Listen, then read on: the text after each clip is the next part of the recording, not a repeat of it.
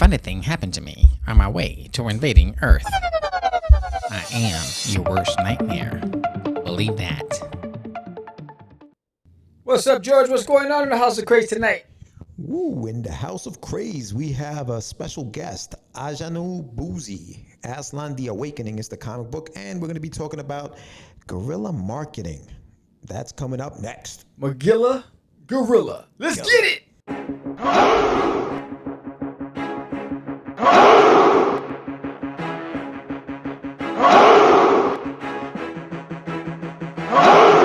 We are the only show for independents all around, giving you a platform to spread your word all over town. Catch the Craze is the place to promote to your fans with the Dreamer, Medina, and Sam the Crazy Man. Subscribe to our show and never miss an episode. It's time to get your meds, listen to us on the go. Updated every week, we never miss a day. Join the squad, come on in. It's time to catch the Craze. If you are an independent, catch the Craze. Making moves on your own, catch the Craze. On your grind in the streets, catch the Craze. Join the movement, catch the Craze.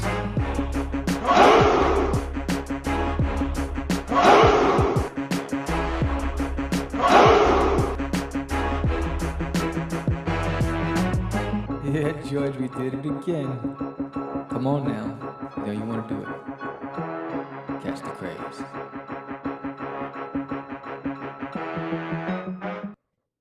Welcome to Catch the Craze Podcast. I am your host with the most, Sam the Crazy Man Farrah, and I am with George the Dreamer Medina.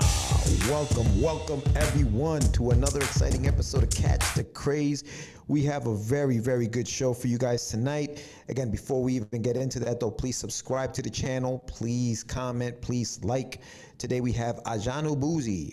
Aslan the Awakening is the name of the comic book. Another indie creator coming on, talking about his comic with us. And of course, we're going to give you the Get Your Med segment today. And we're going to tell you a little bit about what's in the news. It is December 10th. Sammy, how you doing, brother? I'm doing. I've been busy preparing for the launch of Duty. Duty is coming. There's nailing on my toilets coming to Kickstarter. Man, indie news, bro. Indie news. I know. Oh, I got some indie news outside of good. that. So hold yes, on. This is a part 2 to this. Oh, right. But what's going on with you, dog? What's happening? Let the people know how Sam feeling. You're starting to, you're in Texas. How's the weather? How are your dogs doing? How's your ankle? Like, let's talk about us for a second before we get into, unless you want to get into indie news. My That's spankles. you, brother. My Your spankles. Yes, My ankles is shot. Getting older. Shot. Trying to make them moves, trying to play with the kitties. Yo, man, these dogs are too fast for me, bro. These little chihuahuas, bro. They can turn, and I try to turn with them, and I'm like, what the hell was that? I said, something broke, man. Oh my God, Yes, bro! my legs You don't gotta work. well, you're not gonna get it checked out at this point. Let's let nature run its course. It's one of the things that my wife gets frustrated about me. It's like I have to be like I think there was only twice I drove myself to the ER. One when I was bitten. And the other time, there was this excruciating pain that came over my entire body, and I felt like I couldn't move, and I was like, oh, and I had to crawl, and I took myself to the emergency room. I was like, I don't know what this is, but whatever it is, it's an alien taking over my body. I don't know. I'm gonna give birth to some creature, but I can't move. It was horrible.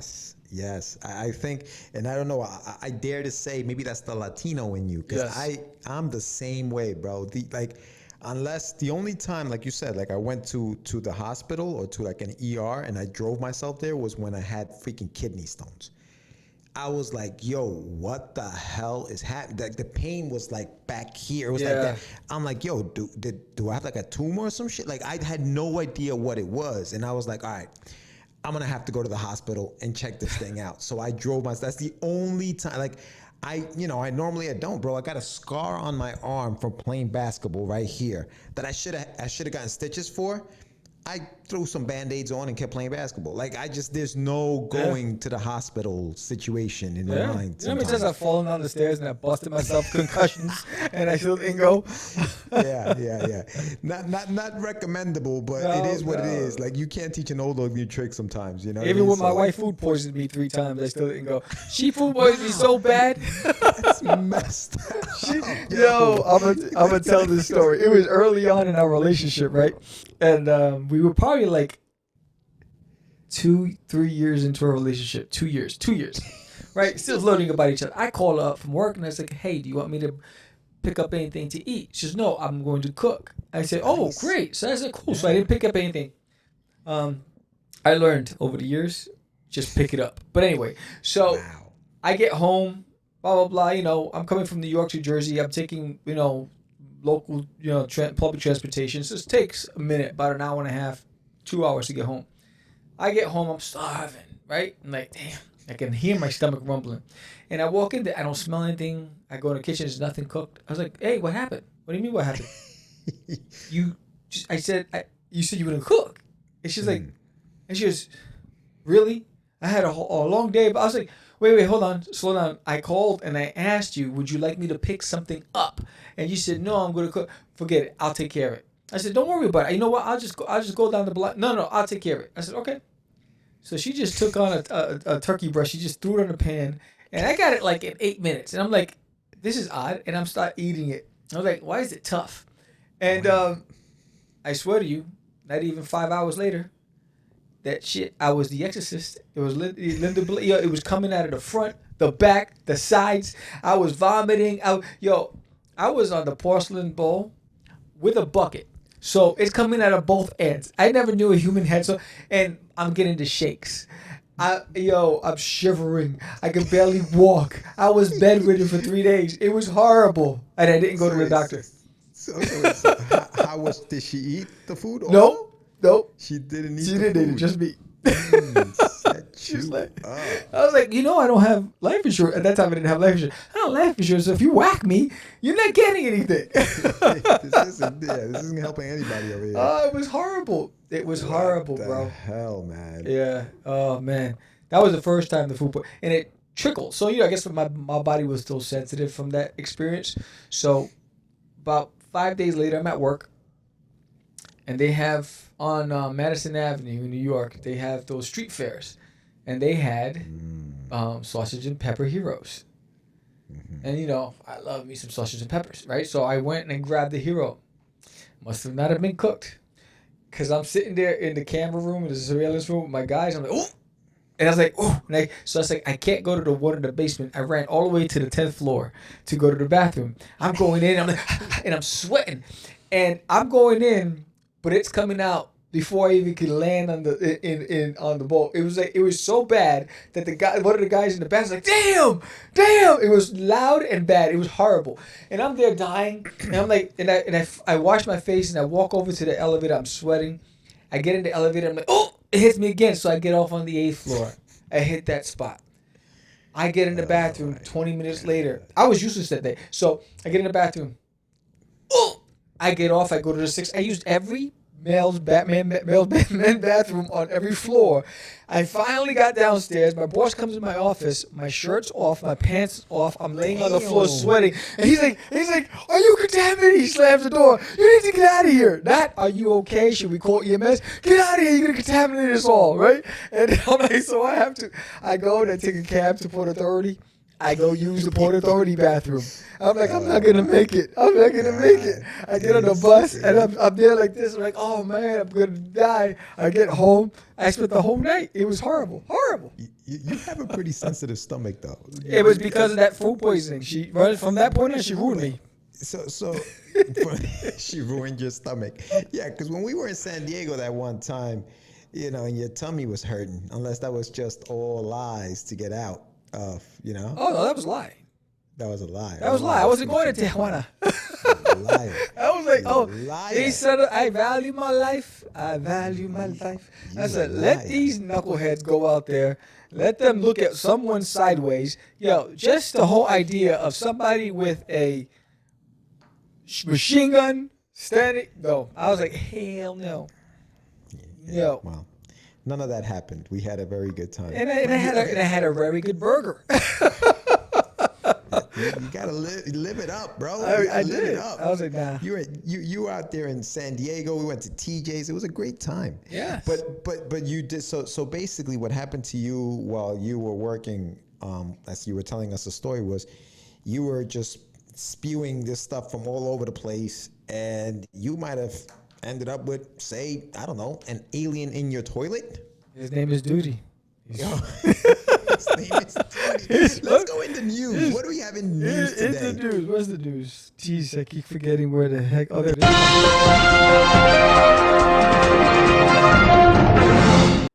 Bangasaki! Bangasaki! Yes. In the news. What you got in the news? In the buddy? news. I just finished designing the toy box for Duty's prototype doll.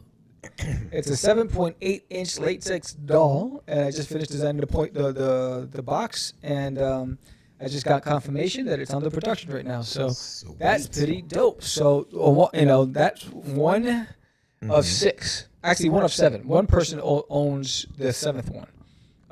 We sold back in 2007. At the Big Apple Comic Con. He was a true Duty fan. I mean, he had the shirts, he had every book, he had the doll. I mean, the guy was a true fanatic, and hoping he's still around for the comeback of the Dudester. But so I'm actually going to let go of one more for this campaign, and which is why I designed the box. It's beautifully designed. It's I'm excited to get it, and again, this is a 7.5 inch tall doll by 4 inches in depth and 5 inches wide. It's pretty dope. Nice, bro. In fact, he's right here. Uh-oh. Speaking of the Dudester, he's right here. Boom. So, a second person, lucky person. This is not a toy. It's not for your kids to play with. This is a prototype doll. That means it hasn't been approved by the Toy Association for kids to play with. So this is for collectors. So. Again, this is Duty, and only one will be available on the campaign, and I'm excited about it. I'm excited about the return of the Dudester. Yeah, no, that's awesome, man. That's awesome. So the launch page, the pre-launch page should go up, should go live next week, hopefully. Sunday. Sunday next week. Yep. So that is in 2 days. So it's not this Sunday. This Sunday. Is it? Yeah. Oh, okay. All right. So it's the 12th. So Sunday in a couple the 12th. of days. Yeah. Saturday the 12th, it'll be live, and it's going to be fuego. All right, cool. So so the pre-launch page is on there. So make sure you guys hit the notify me button for the campaign, which will be live on February 15th. For There's an Alien in My Toilet. So was that number 2? Was that the announcement number 2? That was the announcement. You said you had 2. All right, cool. Yes. Yeah, bro, good stuff. Yeah. I'm looking forward to it. I can't wait to see Duty back. Yeah. Duty is back, issue Yes. number 1. So so you guys will be able to pick that up. You have a couple of covers that you're working on, not variants. They're not variant covers. They're all just cover A, B, and C, I think, right? Yes. You're talking about? Yes, cover A, B, and C, and no guest artists on the covers. There's a cover by the Dreamer Medina, but that's about it.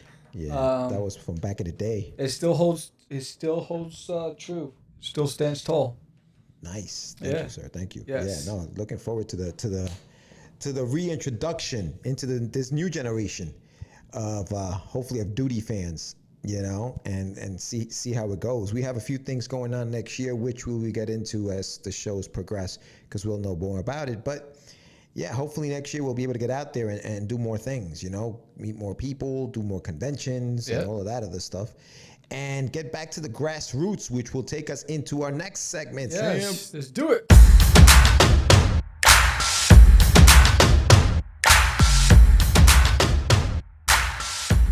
It's time for your medicine. Guerrilla marketing. K-ASO. Yeah. Yes. What is guerrilla marketing? Back Jorge? in the days. Remember when we used to go into stores and just talk to store owners and say, "Hey, we got this book. Can we put it on your shelves? We'll come back and collect the money after it sells, and if it doesn't sell, we'll take it back," and all that other fun stuff. Word. We used to do a lot of that, and I think that with the internet and with everything that's going on, social media, things change a little bit, but I think that at the heart of it, I think you have to go back to it sometimes. Yes. You know, Yes. when you think about some of the things that we did back in the days, do you remember some of the things that worked for us back in the days? Yeah, plain old conversations. I think what worked is basically, I think when you meet people that you don't know and you're trying to pitch your passion and you're passionate about it, people can't help but want to help you. You know what I mean? If you're passionate and you're sincere and you're authentic and genuine, and I think that's what we found. I mean, I think we whether it was the comic book shops or the convention promoters or radio stations or whatever it was, people were just willing to help because they saw a bunch of guys that were passionate, hungry, thirsty, and hardworking. And so I think that's, for me, that's it goes a lot further than just clicking.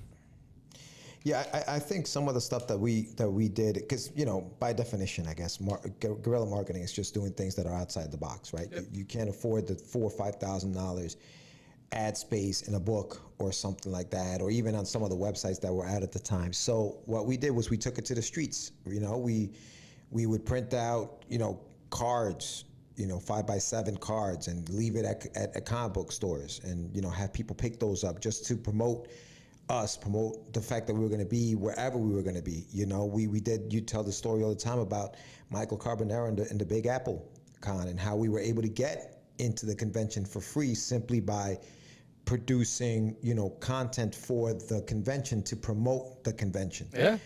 Those forms of guerrilla marketing are things that as an independent, we don't have the deep pockets that some of these big corporations obviously have, the Marvels, DCs, the Images.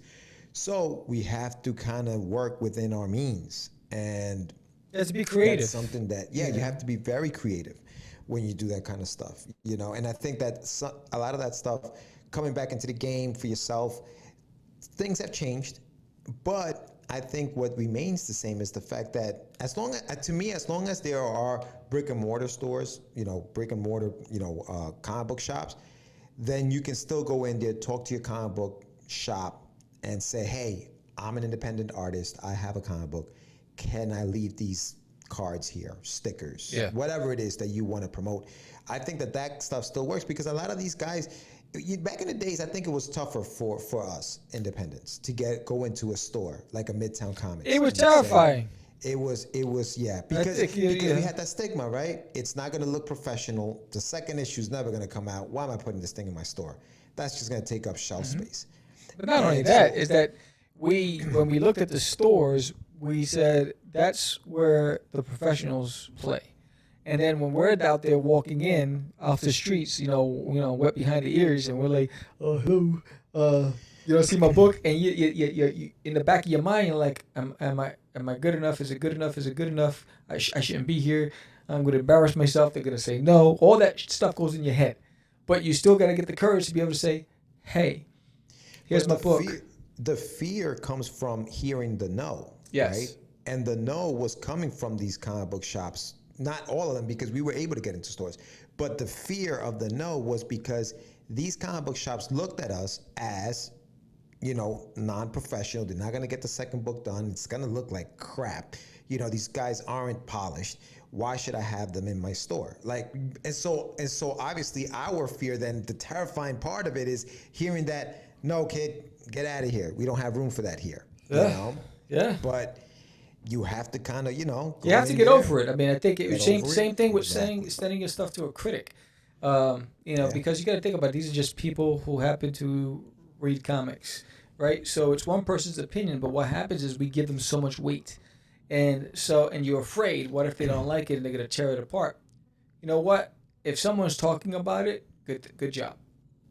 You know what I'm saying? If they're going to write about it, even if they tear it up, good job. How many times has Rotten Tomatoes ripped a movie and it became a skyrocketing multi-billion-dollar bestseller movie, right? Because it's just somebody's perspective, it's somebody's opinion. Doesn't mean that someone else is not going to see it differently. So I think that's what you have to get past. You got to say, look, if I put in this work and I love the finished product, just go. Don't look back. And I think the hustle has to be you saying, drown out the head junk, drown out the noise, and just go through the door. And even if the 50 doors get slammed in your face, one doesn't, and one actually opens, boom, you did your job. That was my mindset. I mean, I sent hundreds of press kits to the media. You know what I mean? And I think a good 5% responded. That, for me, I'll take those odds any day. Yeah, I lost a lot of money. Yes, it was a lot of hustle, but at least I got through the 5%. I mean, somebody picked it up. And you know what? And again, you're saying something that is a cautionary tale, because you did spend a lot of money, which basically kind of like was also the downfall. So you have to be careful. And I agree with you in that you do have to get yourself out there. You do have to, but you have to do it in a smart way, strategically, where you're going to be able to continue and keep up, because this thing will knock you the heck out, bro. Every like day. If you go in there and you give everything in the first round, you're not going to have anything for the 12th. You know what I mean? And this is gonna, you're gonna have to go the distance with this thing. Very rarely are you so good at what you're doing that somebody says, "Yo, I like your stuff. Bring it over here. We're gonna make some money together." Yeah, everything's timing. I think everything's timing, but that's tough. you have to. I think the difference between then and now is the lessons that were learned were the lessons that were self-imposed. Because there wasn't a prototype, there wasn't a mentor, there wasn't somebody out there saying, do this, X, Y, and Z. So we carved our own path and we learned the lessons from our own travels. Boom. Now, looking back, I can do the same exact thing digitally, right? So I can still hit all those media people with the same content digitally, and all it costs me is time. That's right. You know, so I think, and back then, it wasn't as prevalent as it is now with all these platforms and all this other stuff. But back then, that's all I knew is the hustle. I mean, I grew up with Paperboy, so I knew that you had to get the paper in somebody's hands, and that was my mindset: get it into their hands. So I think that, and the places that you want to have physical copies are going to be the big shows, the New York Comic Con, the San Diego Comic Con. That's when you want to have copies ready for those people that you're trying to get attention from. Yeah, and I think that not to confuse it with you need to print out 500 copies of your book for the big shows. That's not the same thing. What we're saying is you need to have the press kits that we have spoken about, or we will be talking about, and you spoken about on the Crazy 10 or Less. That paperwork, that kind of stuff, those things, whether it's on a flash drive and you want to just hand them a flash drive, say, here's my stuff on a, whatever. Those kind of things are what you have to have. Not necessarily, yes, have the book, and if you want, but you can always send them a PDF of the book once they say, yes, I like what you're doing, show me some more stuff. So it's not about printing out tons of copies and getting yourself into debt because you printed out 1,000 copies of a comic book that you're probably, it's gonna, not that you're never gonna sell it, but you're gonna have a hard time selling it because nobody knows who you are. All right. So definitely be prepared at those big shows to have things on hand like your press kit, and things of that nature. I think part of the guerrilla marketing that we did back in the days was going into these conventions and speaking to the promoters and saying, hey, this is who we are, this is what we do. And there's nothing like showing what you do, having proof of who what it is that you're capable of doing. That's gonna get your foot in the front door. So part of that guerrilla marketing is that there are ways to market, I guess, today, even in this, whether it's Instagram or Facebook. But I've noticed that those platforms are being taken away because they want more money. It's getting more expensive. You used to be able to put a $30 or $25 ad on Instagram and you were getting 300 or 400 likes. People were clicking on that thing, thousands of clicks. Now you put one up there, you're lucky to get 10, 15 likes because you're not paying enough money for them to actually put it out there for you. Yeah. So you got to work around that. You got to find a workaround, and that's part of the whole ideology of being an independent is you got to find a way. You have to keep on. I mean, you can't get to the front door, you go through the back door. You can't get there, you go through the basement door. You can't get there, climb in the window. You can't get there, go through the roof.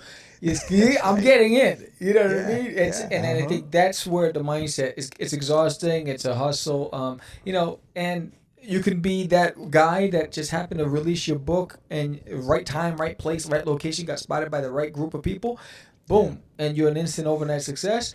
Or you could be like the majority of us, where you have to work and you have to grind and you have to get creative, because everybody's watching everybody and everybody's taking ideas from everybody. So, even if you think you got that one spark, if someone sees that trending, they're going to jump on it and do the same thing, mimic it, twist it, make it their own, whatever it is. So in this game and in any creative space, you have to be one step ahead of the other guy.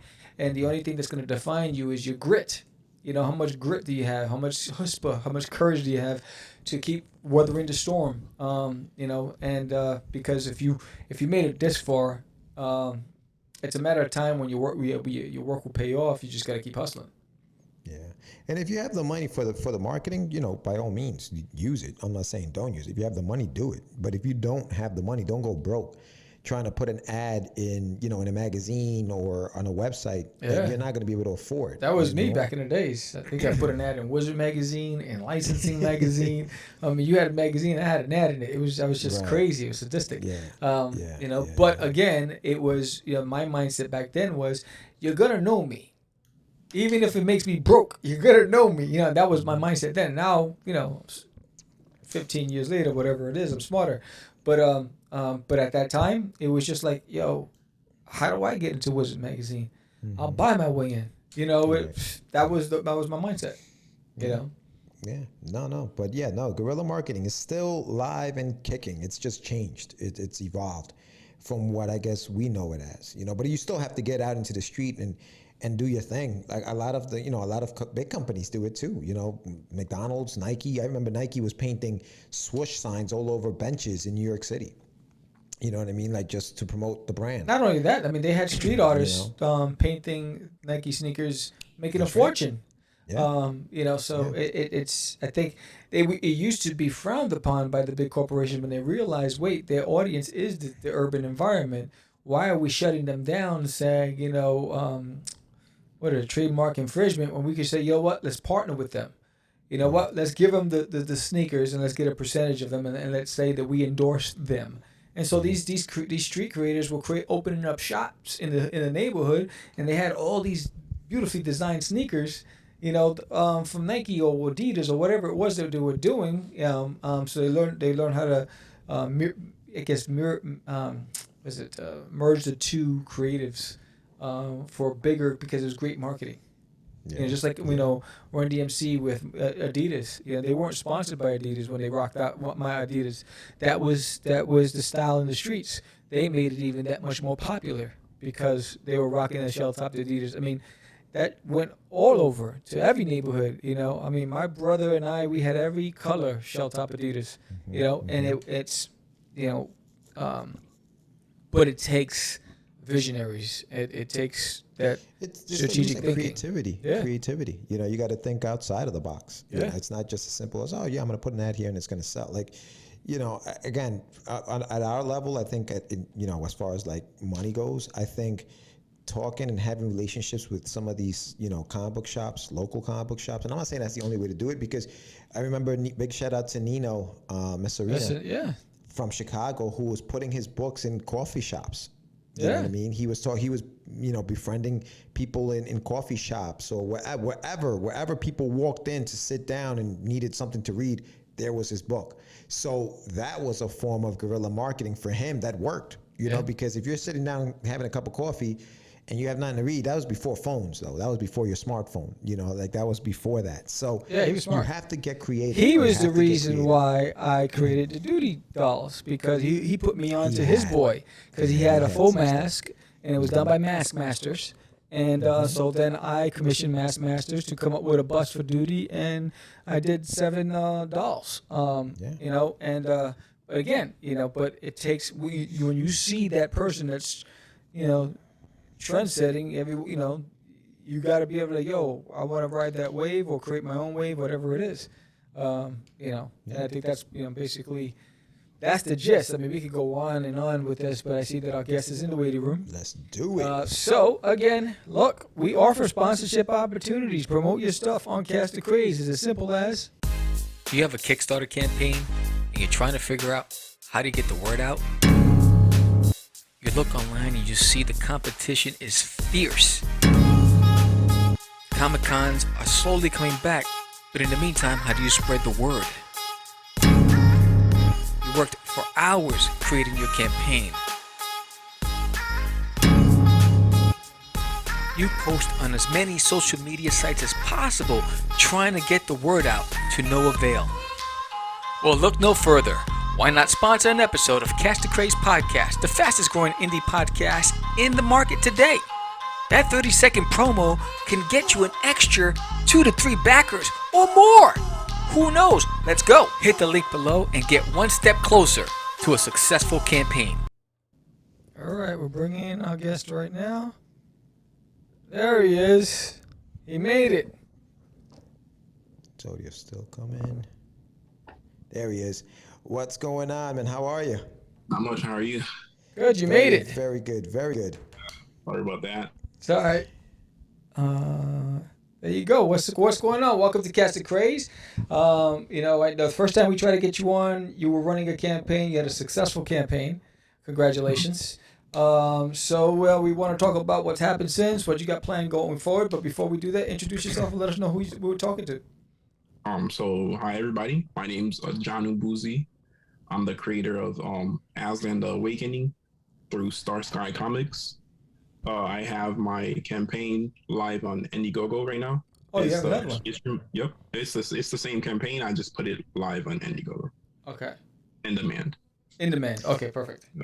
Yeah, I actually was going to ask you about that as well. But so tell us a little bit about like just your background, man. Like, how did you get into like comics? Like, how did that happen? You know, because we're all comic book fans and we all have a story, right, of how we got involved and how we started liking comics. Well, what's your story? How did you get into it?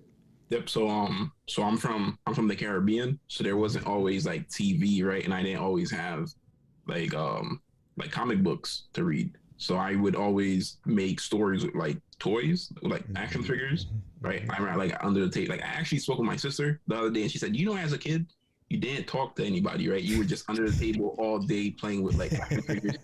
Yeah. What action figures, Bouzi? What action figures did you play? So I remember I had the He-Man. That one lasted forever. Like, that was my favorite one.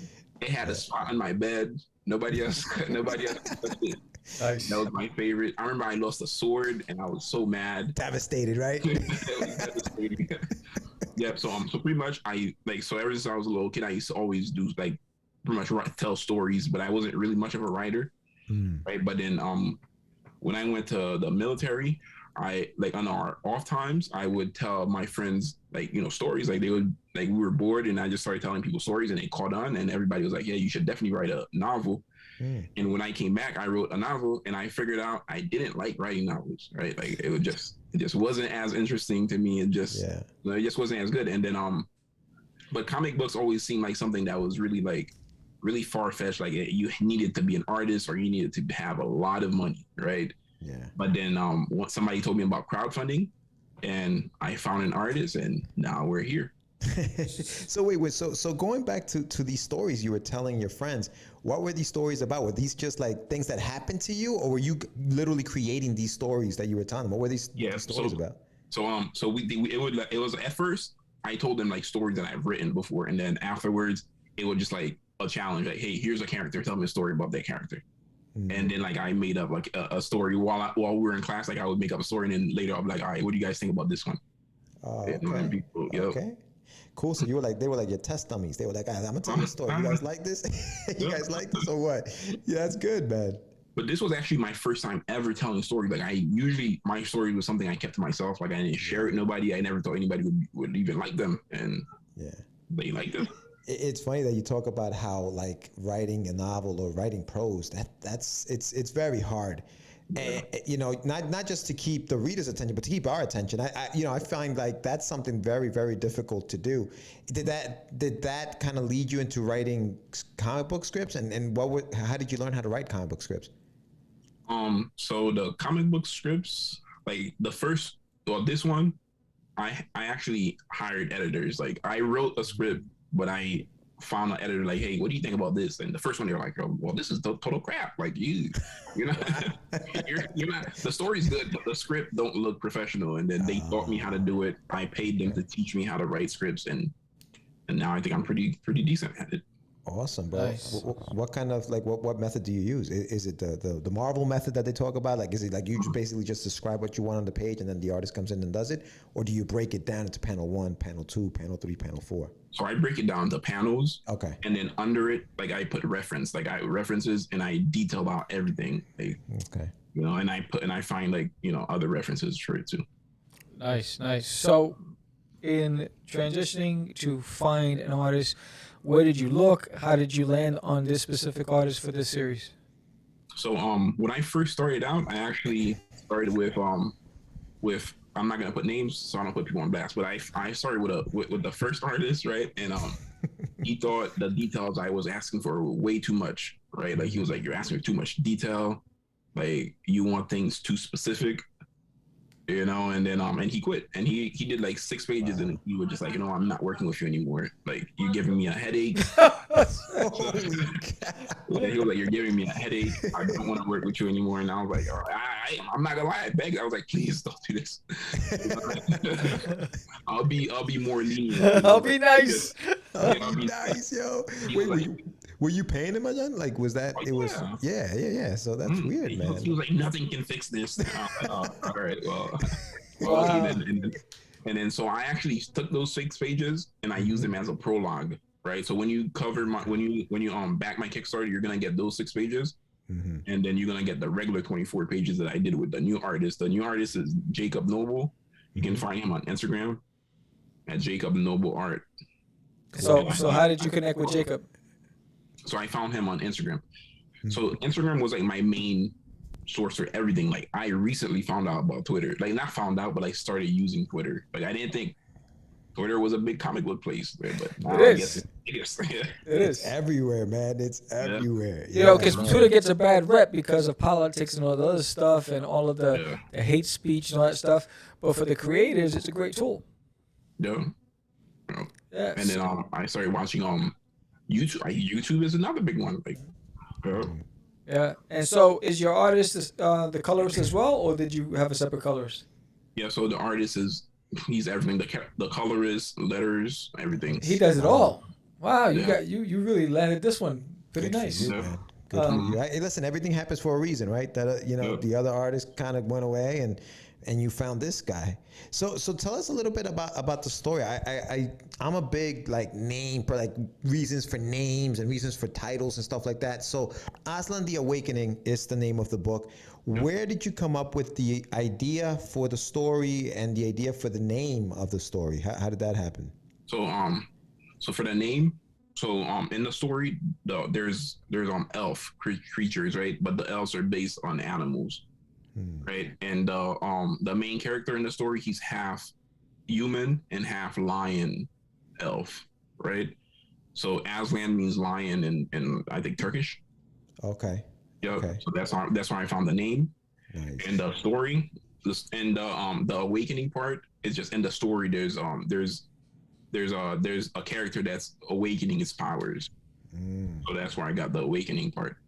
And the story is pretty much about a land known as Margot, right? And in Margot, there's the Ujda. The Ujda word is the crown of power, right? Like it's pretty much whoever has the crown, you have ultimate power. Nobody in the land can defeat you, right? And now it's his time to now he's about to die, but he's looking for like someone to take up the crown, because with the crown comes a lot of responsibilities to maintain peace in the land and to maintain and to not let others come within, because there are things in that land that outsiders want to come in and take, right? So with the crown you have responsibilities, but he wants peace. But first and foremost, he wants peace within, right? It's either the elves or the humans get the crown. The elves, he knows if they get the crown, they're gonna probably wipe out all the humans, because the humans need to cut down trees to survive. They need to eat fruit. You know, like the stuff the humans are doing, the elves think are destroying their way of life, right? And then the humans, they don't want to have to live in fear of these powerful magical beings that live in the woods that at any moment could come and wipe them out. So they want to take the crown so they can wipe them out, right? Yeah. So to find someone that's worthy of the crown, the Ujda separates it into 4 pieces, and he creates a challenge so that one person could go and pass a test at each of the 4 kingdoms and earn the crown. Dude, it's a really, really cool. Some of these visuals are freaking amazing, man. Who designed the characters? So Ngoro, he's the one I did the character design with. The first He's guy. also one that, The first guy. The current guy. no, the current guy is Jacob Noble. He did the pages. Right. The Ngoro is he's Russian. You can find him on Instagram.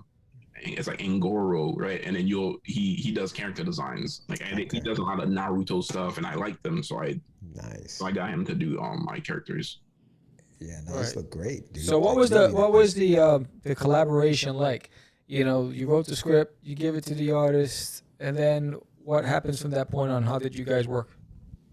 Also, the way it goes is so I give him the script, and it goes page by page. Like from one page, I'm like, okay, do you understand what I need you to do? Like what needs to happen? And then he'll send me a sketch, and I'll either approve or I'll be like, okay, make this hand tilt more, or like something like that. And then and we go like that. We go page by page.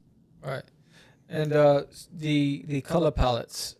What was your input on tone, colors? I'm gonna be honest, I had none. Like he sent me the first page, and I was like, yeah, you got the colors. You good. Yeah, I mean, he is extremely talented. What he's done, the mood, the setting, the lighting, just beautiful. Yeah, nah, it's really, really awesome. Now also, and pronounce your name for me, because I mess up names and knows. Pronounce your first name for me. Man, I don't blame you. So I feel like my mom, she was just like A. I like A. I also like B, and I like J. So I think that's how my name came to me. But it's Adjanu. It's pronounced Adjanu. Oh, okay. Okay, I was saying Adjanu. Okay, so it's Adjanu. Adjanu. That's cool. The way you're saying it is how people say it in French. Right. Okay. And I also speak French. The way you said it is more French-like. Okay. And you said you were from the Caribbean. What part of the Caribbean? Haiti. Haiti. Okay, cool. Yeah, no, I love to have like creators from all over the world on the show, man, because we all have like our ideas are so unique to like where we're from or where we grew up. Is there any of that in your story? Do you put any of that of your background into the story? Yep. So Margot is actually where my wife is from. That's like the city in Haiti where she's from. There's gonna be Verit. That's where my father's from. Nice. There's a character that practices magic, and it's straight up like Haitian religion. I'm not gonna say what, but it's straight up Haitian religion and stuff. Yeah. You know, it's crazy because I was doing some research about zombies, and I didn't realize that zombies come from Haitian folklore and stuff like that. You know, we all think of like, oh, the zombies, Walking Dead and stuff like that, but that actually comes from like your side of the world, which is kind of very, very interesting, man. It's very rich in folklore. Zombies are such a big part of our culture that your parents tell you riddles. Is that what you guys call like in English? It's riddles, right? Like when they tell you a story Right. at night. Tales. Like fairy tales. No, they tell you like fairy tales, and they'll be like, if you go outside at this time, this like bedtime stories. Bedtime stories. Like, right? oh, bro, come on! Like you're my mom. You're not supposed to. See, You're for supposed me, to be telling me that don't exist. but that's fascinating. I mean, I think again, was this your first actual start to finish comic book? So this is my first comic book, but I wrote, like I said, I wrote a novel before that, and then I did some YouTube, right, where I hired an artist, and then we just did like pages, like short, like panels, and then I just used those to tell the story like that. Nice. Yeah, cool. This is my first actual comic book, but I've done other stuff. So what's your plan for the series? Is this a series? Is it a one shot? Is it a mini? So this is a series. Like I'm using this issue, like Aslan, to pretty much open up a universe, right? Because things are gonna be there's gonna be a whole bunch of different characters in the land, but there's also gonna be characters without trying to come and take the prize. Yeah. So I'm pretty much. Now, Starsky or Starsky Comics, is that Starsky. yours? Is that your publisher, or is that a publisher you kind of linked up with, and that's how you're doing the comic? So Starsky is my like the business, I guess. Okay. Like it's my LLC. Okay. And when did you start that? I started that about 4 months ago. I opened a business 4 months ago. How's it going? How are things doing with the company?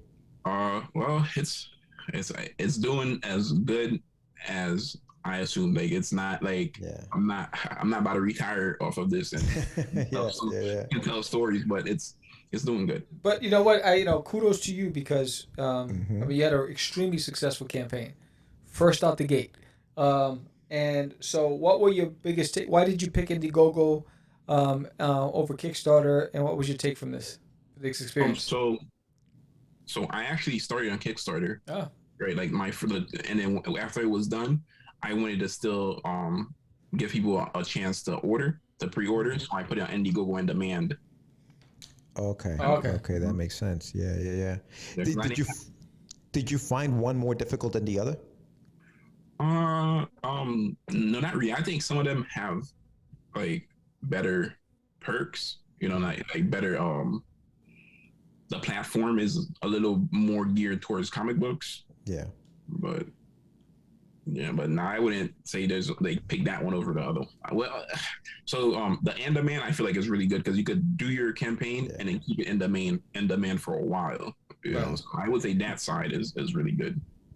Yeah, how long do they let you keep it up there? Because I see people have stuff on demand, and it's like you can just continue to make money off of that thing. So how long are you allowed to keep it on there? I think you're allowed to keep it for as long as you want. Yeah, I've seen people that their campaign ended in March, and they're ending it now. Like, that's amazing, dude. That's amazing. I see you got T-shirts of the characters, and also you have some branding going on. What were some of your? Was this something that the artist designed for you? I mean, obviously they did, but did you have any input in the design of the T-shirts, or how did that work out? Yep. So for the design, so one of the main things about the story is there's a battle within yourself, right? That you have to like win. And I don't know if you heard about the good wolf, bad wolf that you have within yourself that you have to feed. That it's whichever side you feed, that's the side that wins. Right. So that's where the lions came from, like the black and white lion. That's where I got that design from. And then I told him to add something around it. And the claws, he added that by himself. Like he was just like, I think a claw would look really good running down. And I was like, okay, yeah. That's dope. And you can get that on demand also. You can get all of that stuff on demand. Yeah, this looks great, man. This looks great. So it's an ongoing series. It's an ongoing story. And then this, you said, is going to open up a universe of other stories? Or are you saying within this same book? Like, how are you planning your universe? So the way I plan it is, if we would use like DC, for example, so it's like Aslan and Superman, right? Gotcha. And I can tell other stories like there can be like a Aquaman, right? So that's how I'm using it. Like Aslan is just introducing that universe, right? Gotcha. Yeah. No, it looks good, man. It looks good. I wish you much success on this thing here, man. The artwork is amazing, bro. And I just found your campaign on Kickstarter. You did great on that too. It's good. The reception looks like it's been very good. People are really digging the book. Have you heard anything from like fans that have bought the book? Have you gotten any feedback yet? So nobody got the book yet because it's not done. So I still have 6 more pages. I still have 6 more pages to do. I gotcha. Yep. But I've had like people read the script and they thought it was good. Nice. Outstanding. And then yes, your follow-up issue, when can people expect to see that? So people can expect to get the book. Is that right? No, the second issue. Oh, the second issue. So I'm already done writing issue 2. The artist is gonna start like I think 2 weeks after we're done with this one. So he should start in January, and then the campaign for it I'm planning for March. Okay. All right. Sounds good, man. Are you going to start it on Kickstarter again and then go to Indiegogo? Are you going to go backwards, or what are you planning? I might go backwards. Yeah. Okay. Definitely, because I guess even that is like political. Like, it went back and stuff. It wasn't this. Yeah, people are finicky. It's wild. It doesn't make sense. But what are you gonna do? Absolutely, man. So tell us about your social handles. Where can they find your stuff? How can people contact you? Are you looking for people to like publish their stuff, or is this just your stuff that you're publishing right now? So it's just my stuff for now. I don't want to take the responsibility of like publishing other people's. Like once this goes big, then like I can do that. But for now, I'm just working on my stuff. And everybody can find me on Twitter, Instagram, and YouTube at @starsky_comics at all of them. Okay, there you go. Sam loves that. There you go. Loves that. Yes, I believe that all your social handles should be the same. Some people don't agree with me, but yeah, what are you gonna do? But, oh man. Yes, no, but congratulations to you. Much success. I mean, you did really well on your first out the gate. You were strategic, smart. You didn't let any of the voices deter you from your vision, which is very smart. Some people, you could have, conceded and let this guy draw it the way he wanted it and not really give you what you expected. So good for you that you stood to you held your ground and you found another artist because it was the right decision. Thank you. Hit us up when your next campaign, and we'll get you back on the show, and we'll get people talking about your stuff again. All right, man. Thank you very much. You got it. Thank you, man. Take care. Yep. All right, bud. Thanks, brother. Yeah, this is awesome. Yeah. So that was Aslan the Awakening, and it's on in demand. Let me move this out the way. Bang. Move that out the way. It's on in demand. I mean, fantastic. I mean, did over 10 G's between both campaigns. Yeah, no, it looks great, man. It looks great. I think that he has a very good product here, and hopefully, the artist continues. Sometimes artists tend to, I don't know what happens if they get bored or what, and they decide, you know what, I'm gonna do something else. But hopefully, they have a good relationship, and this artist continues, because it is a very, very, very nice looking book. So for those who don't know, obviously the links will be on our show notes. But yeah, Aslan the Awakening. I love the background. I love the fact that there's thought behind everything that he's doing. Margot being the city that his wife is from, having his dad's city and they're representing where he's from. I think that, I love to see that in stories. I think that when there's meaning behind some things, it just adds another level to the story, and I'm glad he's doing that. So yeah. Good for him. Oh, yeah, fantastic. Really good stuff. Yeah, exciting to see these creatives go out there and do their thing Yes, but it's another great episode of Cast the Craze. Again, if you like this episode, give us a thumbs up. If you like the topic that we talked about tonight, let us know. If you want us to deep dive into this topic, you want us to do it as a live show, let us know. We're always open to ideas and suggestions. Subscribe, hit that bell. Don't forget, February is the launch date for Designated in My Toilet. May is Wonder Duck. Yeah, and the pre-launch page will be out in January, so look out for that stuff. So we're gonna have a pretty busy beginning of the year into the spring, and depending on how well Duty does, you may see him sooner than later. Duty does what Duty does. Duty be doing it, son. Duty be doing it. Yes, but yeah, right? no, I'm excited about it, dude. I can't wait. Yeah, everybody watching, thank you for supporting us through 2020 and 2021. Yes, join us for our countdown to Christmas special. Yes, that's gonna be cool. That'll be gonna fun. Be cool. Yes. It'll be live, so that's gonna be fun. Yeah, and we have a few days. Hopefully, we can get out to 500 backers before the end of the year. So we have a couple of weeks before we do that. We're at 480 right now, so 20 more. Come on, if you know 20 more people, just grab their phone and just subscribe on their YouTube channel for us. All right, just go out there, guerrilla marketing, baby. Do it old school style. Guerrilla. But yeah, and if you haven't yet, if you're listening, subscribe to the channel, hit the like button, comment. If you want to know when we're going live again, or when when another show pops up, hit the little bell. You don't have to hit the bell if you're tired of getting, just hit the bell. Sometimes you get those alerts. And you're like, I don't want to get those alerts anymore. You don't have to hit the bell. But if you are looking for our next episode, hit that bell, because we have a show every Friday, and then Sammy goes on there with the Crazy 10 or Less. You also have the What's in the Box, where we talk about other books, other indie books, and Sam goes in depth. Spoiler alert, there are a lot of spoilers in those, so be careful. Yeah. But it is what it is. They're dope. You said it to me, it's spoiled. That's it. You're going to eat it. Dope. Yeah, so check that out. Sammy puts in a lot of work in those things. Music all over the place. Sam was in the industry, so he knows his beats. So check it out. Yeah. Definitely support the channel, and thank you so much again for watching. We will be back next week with another episode. I'm not 100% sure who's on there, but we will have another episode next week. See you we'll next see time. you then. See you next week. I'm Sam the Crazy Man Vera. I'm George the Dreamer Medina. And we are. It's just easy. It's not. Crazy. Acquiesce. No, I was talking about my friend Acquiesce. Say my name, right? This is what you were thinking? Oh my God. He described me. He said, I'm the. What? Catch the Craze. You're listening to Catch the Craze. You're listening to Catch the Craze. Catch the Craze. You are listening to Catch the Craze. Catch the Craze. You're listening to Catch the Craze. Candy girl.